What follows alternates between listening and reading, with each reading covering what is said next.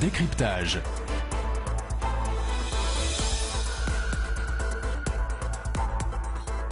Bonjour Serge Letchimy. Bonjour. Vous êtes le président du PPM, le Parti progressiste martiniquais. Nous vous recevons à l'occasion de la rentrée politique de votre parti. C'était vendredi soir. Avant de parler de cette rentrée plus précisément, si vous deviez définir aujourd'hui l'identité du PPM en cette fin 2012 à ceux qui nous écoutent, ceux qui sont en quête d'infos sur ce parti créé il y a 54 ans, que diriez-vous?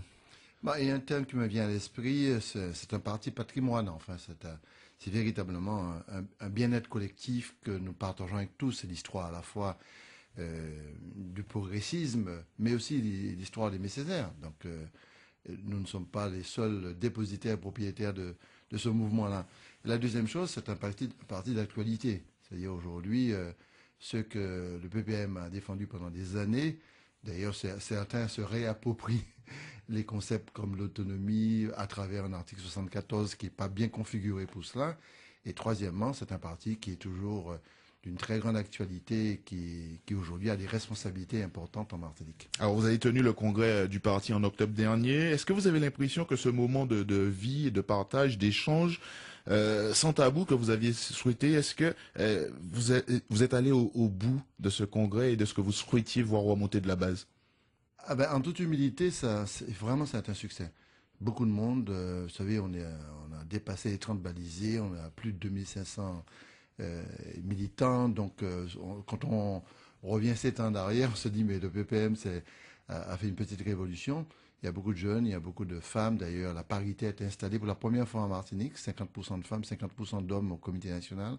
Et on a même imposé, le Congrès a imposé que 50% des membres du parti au comité national ne soient pas des élus, de telle sorte qu'on puisse laisser la place aux nouveaux. Et puis la jeunesse est très présente.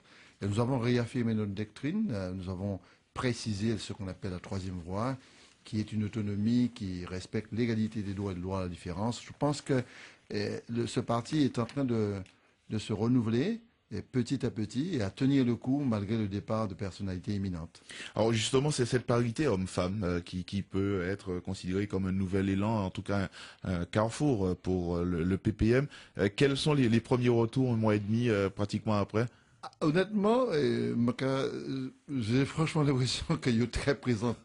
D'ailleurs, je reçois beaucoup de SMS pour les réunions. Il n'y a que des femmes qui m'envoient les SMS. Je ne vais pas citer les noms, mais on a l'impression qu'il y a une prise en main par les dames. Ça ne veut pas dire que les hommes sont usés, mais il fallait faire ça. Bon, on a la parité déjà au niveau des élections, mais on n'avait pas cette parité au niveau des partis politiques. Et je peux dire très sincèrement que, aujourd'hui, on en a vraiment besoin. Il y a une autre approche, c'est beaucoup plus fin, c'est beaucoup plus précis. On est très content d'avoir fait ça. Alors, un mois et demi après le congrès, on l'a dit, la rentrée politique, c'était vendredi soir, une salle bien garnie. Quel sens donner à cette rentrée politique quelque temps seulement après le congrès? Près de 400 personnes, c'est important. Après le congrès, après plusieurs échéances électorales, il fallait absolument faire ce congrès pour renouveler, pas ce congrès, cette rentrée politique pour montrer que le renouvellement au titre du congrès avait une vraie dynamique.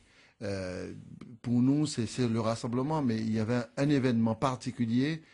Rodolphe Désiré a été élu comme le deuxième président d'honneur après Pierre Aliker. Je profite pour saluer Pierre Aliker, le docteur Aliker qui autour de ses 105 ans, aujourd'hui va aborder une année de plus. On lui souhaite vraiment qu'il soit en bonne santé. Et puis, compte tenu des départs des Césaire, Rodolphe Désiré a été désigné comme le deuxième président d'honneur. Et pour nous, ça a été le moment extrêmement important de la soirée. Quand il est arrivé, il a fait un discours brillant parce que il y a beaucoup de jeunes, il y a beaucoup de personnes qui cherchent aussi des repères. Et à travers Aliké, on a un repère. On a un repère, un second comme Rodolphe, qui est un lutteur, un combattant, qui a fait un travail exceptionnel. Tout comme Cruisol à Sainte-Luce, tout comme Édouard de Lépine en tant qu'historien, qui nous tape dessus de temps en temps, mais on le mérite bien quelquefois. Des fois, ça déborde. Mais en même temps, ces trois hommes-là sont des hommes qui nous apportent énormément en termes de conseils. Alors, on sait qu'il y a eu du débriefing après les législatives, après le constat d'échec au-delà de la bataille des chiffres, suffrages ajoutés, les bulletins, etc. Est-ce que pour le fonctionnement de Ensemble pour une Martinique nouvelle, est-ce qu'il faudra penser à réglementer ou codifier davantage le fonctionnement de cette alliance, de cette organisation? Oui, je voudrais rectifier quelque chose. Dès qu'on parle des législatives, on dit que le PPM a perdu. Mais le PPM n'a rien perdu. On avait un député, on a renouvelé un député. Donc, bon, Ensemble pour une Martinique nouvelle n'a pas... La stratégie de Ensemble? Oui, c'est surtout ça. Donc, nous n'avons pas obtenu les résultats que nous souhaitions, notamment au centre. Et la défaite de l'UGO Moscou nous a beaucoup touché, beaucoup peiné. Cependant, il faut en faire une évaluation. Quand on fait l'évaluation, en quantité de voix, si on met à part M. Azero, qui, de mon point de vue, d'après ce qu'il dit, n'est ni indépendantiste, ni encarté RDM, quand on enlève M. Azero, mais nous sommes devant, un nombre de voix. Cependant, il faut tirer quand même la conclusion, avec humilité, qu'on n'a pas fait un bon résultat. Mais on ne peut pas faire tout le temps des bons résultats. On avait déjà eu pas mal auparavant. Maintenant, Ensemble pour une Martinique nouvelle, c'est pas un parti politique, c'est une structure, c'est une gestion, la gestion de la collectivité régionale. Je suis très content de l'équipe Ensemble pour une Martinique nouvelle à la région. On est très soudés, on se bat bien. Maintenant, il faut savoir comment on avance pour l'avenir. Donc on verra, on fait le point très calmement. Et justement, le chef de parti que vous êtes, que souhaite-t-il pour cet ensemble pour une Martinique? Je souhaite beaucoup plus de cohésion. Je souhaite que tout le monde y participe vraiment, pas seulement à la gestion de la collectivité régionale. On a en face de nous des adversaires qui sont véritablement quelquefois dans la violence verbale, dans la violence politique, souvent dans le mensonge. Donc il faut répondre parce que quand les gens affirment des choses et vous répondez pas, vous cautionnez. Donc il y a beaucoup de mensonges, il y a beaucoup de violence. Il faut tenir bon. Je demande à ce qu'on ne réponde pas à la violence par la violence. Il faut surtout garder la tête froide et surtout le calme, prendre de la hauteur. Mais il faut absolument que la cohésion soit plus forte. Justement, vous évoquez la violence, les joutes verbales en séance plénière notamment, à écouter les élus sur différents bancs de cette salle plénière. Tout le monde parle de joutes verbales en plénière, mais il y a de la convivialité, des rapports cordiaux entre vous en dehors de ces moments-là.